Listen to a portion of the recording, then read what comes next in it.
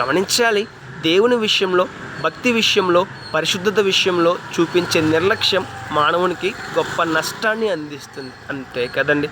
నిర్లక్ష్యం అనేది ఎక్కడున్నా సరే నష్టాన్ని అందిస్తుంది. మరి దేవుని విషయంలో ఉన్నట్లయితే గొప్ప నష్టాన్ని అందిస్తుంది. భక్తి విషయం నిర్లక్ష్యంగా జీవిస్తే గొప్ప నష్టాన్ని పొందుకుంటాం. పరిశుద్ధ జీవితం విషయమై నిర్లక్ష్యాన్ని చూపిస్తే గొప్ప నష్టాన్ని పొందుకుంటామండి.